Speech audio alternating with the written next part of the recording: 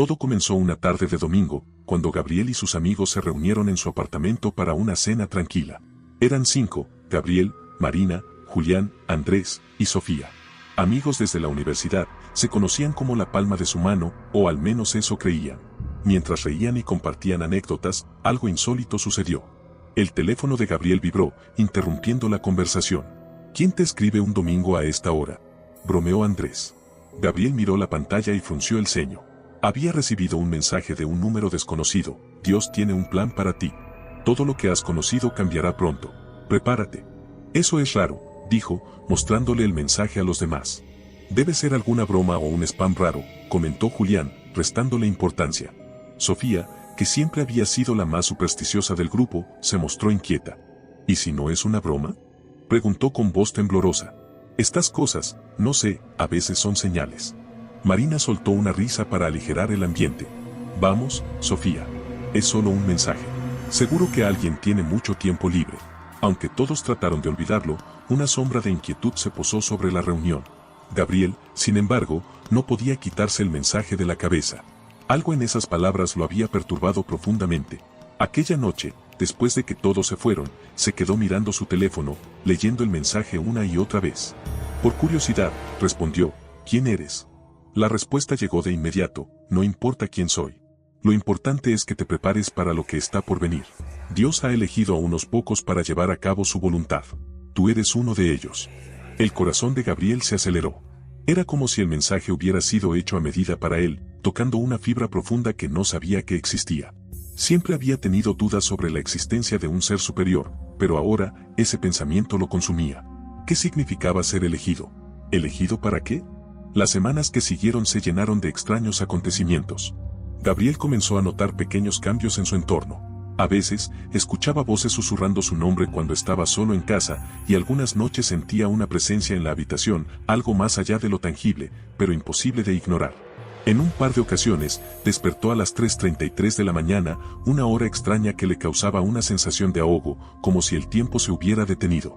Uno a uno, sus amigos comenzaron a experimentar lo mismo. Sofía confesó una noche que también había recibido un mensaje similar al de Gabriel, pero lo había ignorado. Ahora, sus sueños estaban plagados de visiones de figuras oscuras que la observaban en silencio.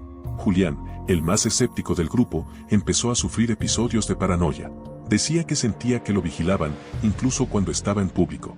Marina fue la siguiente en notar algo raro. Un día, mientras regresaba del trabajo, notó que las luces de la calle parpadeaban a medida que caminaba bajo ellas. Cada vez que intentaba cruzar la calle para evitar ese fenómeno, las luces se apagaban. No era solo una coincidencia. Una sensación de fatalidad comenzó a envolver al grupo. «Esto es más que una broma, ¿verdad?», preguntó Gabriel una noche, mientras los 5 discutían sus experiencias. Su tono era sombrío. «¿Qué está pasando?», respondió Marina con un temblor en su voz. «¿Por qué nosotros? Dios tiene un plan, o eso es lo que nos han dicho», murmuró Julián, frotándose las sienes como si tratara de quitarse un dolor persistente. Esa misma noche, todos recibieron el mismo mensaje: el tiempo se está agotando. Prepárense para el sacrificio. El miedo se volvió tangible entre ellos. Intentaron ignorarlo, seguir con sus vidas, pero cuanto más lo intentaban, más intensas se volvían las experiencias. Las pesadillas de Sofía se hicieron más vívidas, los episodios de paranoia de Julián se convirtieron en ataques de pánico, y Marina comenzó a ver sombras en el espejo, figuras deformes que desaparecían en cuanto parpadeaba. Andrés fue el primero en desaparecer. Una mañana, simplemente no se presentó a su trabajo. Su teléfono iba directo al buzón de voz, y cuando fueron a su apartamento, lo encontraron vacío. Todo estaba en su lugar, excepto por él. En la pared de su dormitorio, alguien había garabateado con lo que parecía ser sangre: el sacrificio ha comenzado. Aterrorizados, los 4 restantes comenzaron a desmoronarse. Gabriel, que siempre había sido el más racional, ahora estaba convencido de que algo sobrenatural estaba ocurriendo. El mundo a su alrededor parecía distorsionarse. Las calles, los edificios, incluso el cielo parecían cambiar, volverse más oscuros y opresivos. «No podemos seguir ignorando esto», dijo Sofía en una reunión apresurada. «Si Andrés desapareció, puede que nosotros seamos los siguientes». Gabriel estaba de acuerdo, pero no sabía qué hacer. Sentía que algo lo estaba observando, como si el universo mismo hubiera puesto su atención sobre ellos. Fue entonces cuando Gabriel decidió buscar respuestas. Había un antiguo edificio religioso en las afueras de la ciudad, una iglesia abandonada que había sido construida en el siglo XVIII y que tenía una reputación siniestra. Según las leyendas locales, había sido un lugar de culto para una secta que adoraba a un dios olvidado. Quizás allí encontrarían las respuestas que tanto necesitaban. Sin decirle a sus amigos, Gabriel condujo hasta la iglesia una tarde oscura y lluviosa. El edificio estaba en ruinas, cubierto de enredaderas y musgo, pero había algo en su estructura que lo hacía sentir una presencia latente, como si el lugar estuviera esperando. El aire estaba cargado de una energía extraña, casi palpable.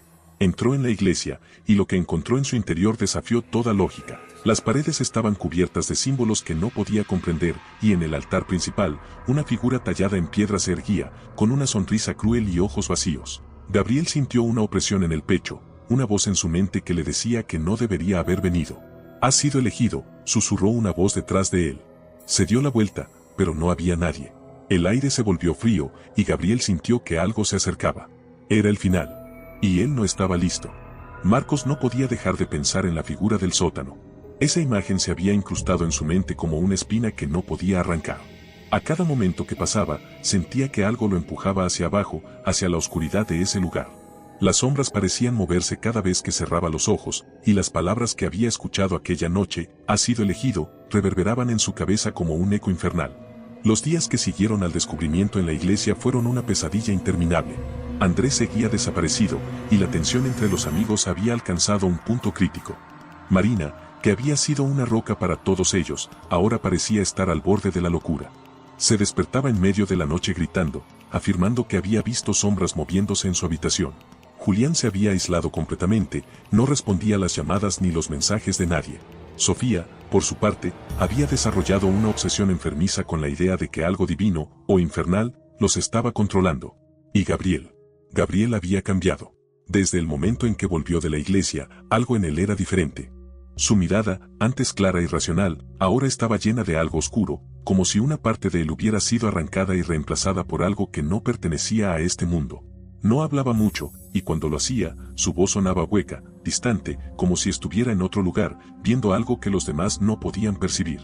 Una noche, después de días de silencio, Gabriel los convocó a su apartamento. «Tenemos que terminar esto», dijo con voz apagada, pero firme. «Sé lo que tenemos que hacer». Marina, Sofía y Marcos se miraron entre sí, confundidos. Pero, en el fondo, todos sabían que no podían seguir ignorando lo que estaba sucediendo. Lo sentían en el aire, en sus huesos. Algo los había marcado, y ese algo no iba a detenerse hasta que cumpliera su propósito. «¿Qué encontraste en la iglesia?», preguntó Marina, con voz temblorosa. Gabriel se quedó en silencio por un momento, como si estuviera debatiéndose internamente. Finalmente, habló. «Hay un Dios, no como el que imaginamos. No es benevolente, no es misericordioso. Es algo más. Algo antiguo. Y nosotros somos parte de su plan». Sofía lo miró con incredulidad. «¿De qué estás hablando? ¿Qué plan?». Gabriel se acercó a la ventana y miró hacia el cielo oscuro. «El sacrificio. Todo esto es parte de un ciclo. Un ciclo que ha estado ocurriendo durante milenios, y nosotros somos solo piezas de un rompecabezas más grande. Este Dios necesita de nosotros para mantener el equilibrio, para mantener su poder. Pero hay una forma de detenerlo». Las palabras de Gabriel eran inquietantes, pero a la vez hipnotizantes. Marco sentía que, de alguna manera, lo que Gabriel decía tenía sentido, aunque no quisiera admitirlo. Había algo en el aire, algo palpable, que los envolvía a todos. «¿Cómo lo detenemos?», preguntó finalmente Marcos, su voz apenas un susurro. Gabriel se giró y los miró con una intensidad que nunca antes había mostrado. «Tenemos que bajar al sótano. Allí es donde todo comenzó. Allí es donde podemos detenerlo». El sótano. Esa palabra hizo que un frío helado recorriera la espalda de Marcos. No podía dejar de pensar en esa figura. No había visto su rostro, pero la sensación de terror que le había causado era algo que no podía olvidar. Pero si lo que Gabriel decía era cierto, no tenían otra opción. Esa misma noche, los cuatro se dirigieron al sótano del edificio.